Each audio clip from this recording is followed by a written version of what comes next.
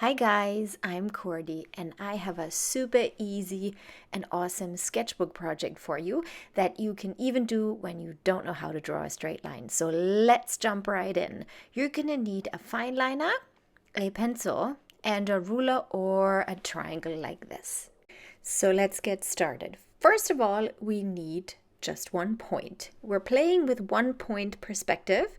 So here we go. Let's make 1 point right there in the middle of the page. And around that point with our fine liner, we're just going to draw some random shapes. So one big one in the middle, and as you move outward, they get to be smaller and smaller. So in all my excitement, I misplaced the spot. It should be right at the center of that shape. So let's set it again. Here we go, right in the middle.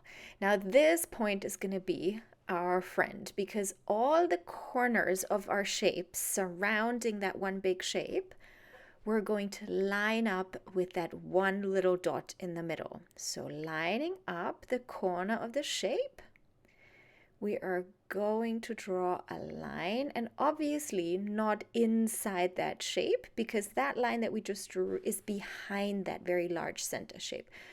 So that's pretty much the most difficult part of this, to pay attention where to go through or not. Later on in this video, you'll see me make a mistake and I will show you how to make it disappear. So don't worry, just keep on going and paying attention as good as you can, finding the corners and then lining them up.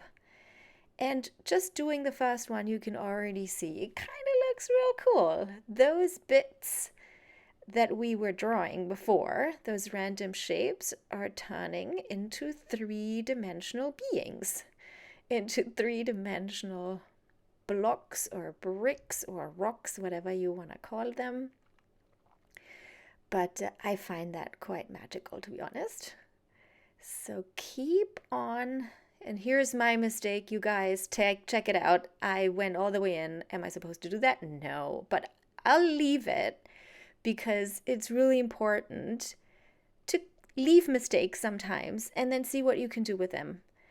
If you can hide them, or maybe sometimes mistakes in art even lead to something even more awesome. Spoiler alert, this mistake doesn't lead to anything more awesome, but I'll show you how to make it disappear and you don't have to start over just because you made a tiny little mistake. So I am going to show you what this will look like in 1/4 of this drawing, lining up all the corners. That's why it's kind of useful to have corners, lots of pointy bits in those shapes, because it's really easy then to line those up and create that three-dimensional effect. So here we go. You can see already here that the upper right quarter of this drawing looks pretty three-dimensional. So you want to keep going all around and connect all of the corners to that one spot in the middle.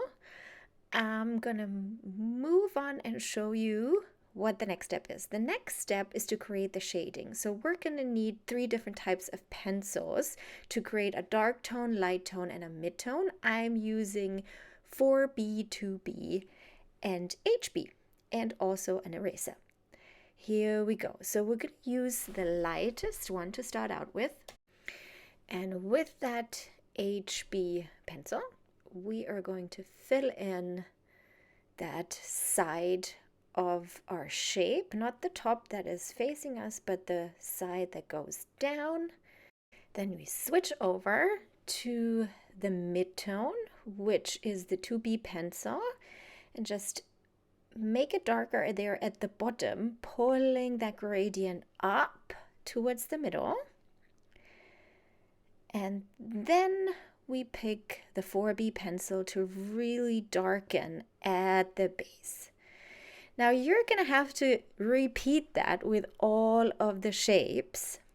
The ones as they move outward and away from the center, you want to make sure that the lightest part gets lighter. So the lightest part of that one right there that I was dabbing is much lighter than the one that we just did before. So it's really helpful to use an eraser to create that illusion of it being lighter and further away. Now this little one is even further away, so we want to make sure that the lightest bit on the top is super light.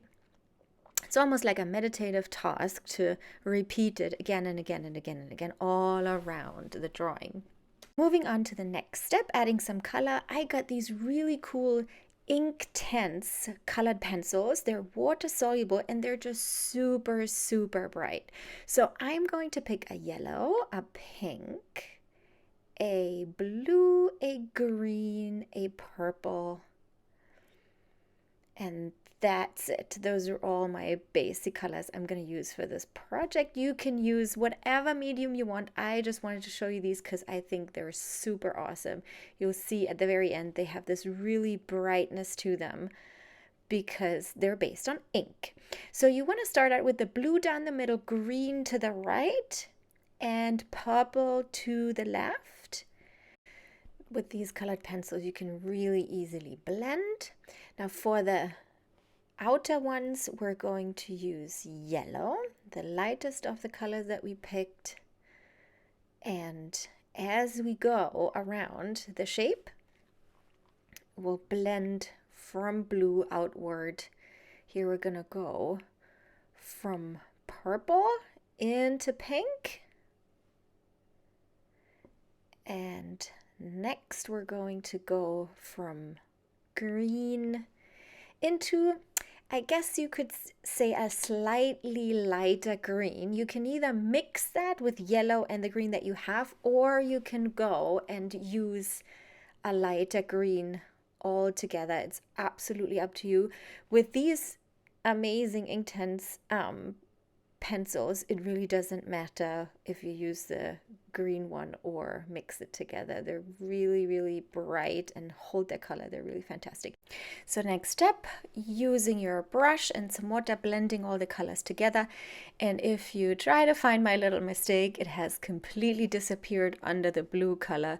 So no worries. If you make any mistakes, you very likely can cover them up. And the good thing is, the more mistakes you make, the more clever and nifty you become about covering them up. So here we go, just a couple of more shapes to fill in. So you want to let it dry, and then you can add with either a white Posca pen or a gel pen. You can add some reflections onto the pieces, and then it's gonna look something like this. I really hope you had fun watching this video, and I really hope you try it out in your own sketchbook. Making mistakes is totally fine. I bet you didn't even notice the mistake that I made in this drawing anymore. It just disappears in all the color.